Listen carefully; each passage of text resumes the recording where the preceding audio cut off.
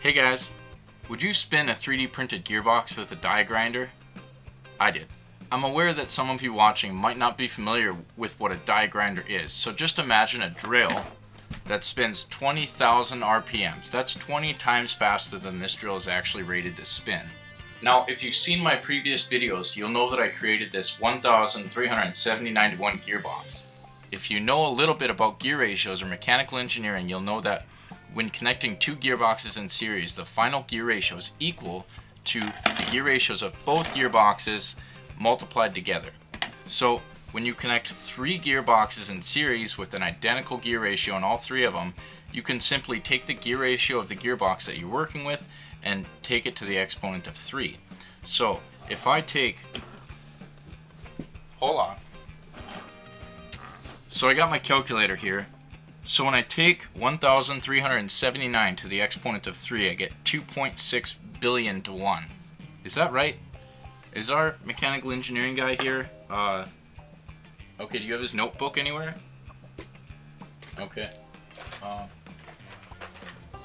Okay. Yeah, that looks right. Yeah, 2.6 billion to 1.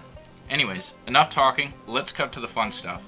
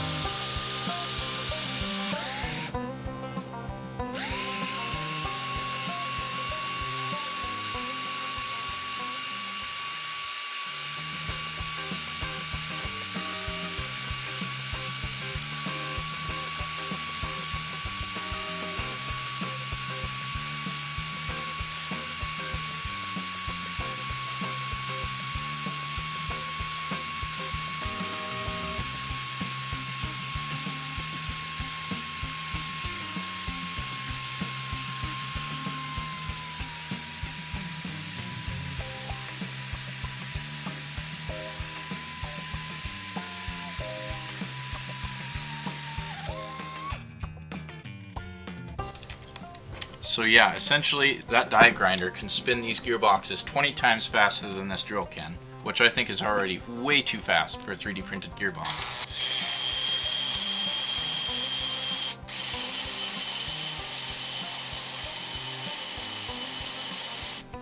So yeah, hey, thanks for watching. If you want to see more videos like this, don't forget to leave a thumbs up in the video. It really puts it out there for other people. Leaving comments and subscribing to the channel also helps me out a lot. Thank you for all of you that have been doing that, and as long as you guys keep watching, I'll keep making them.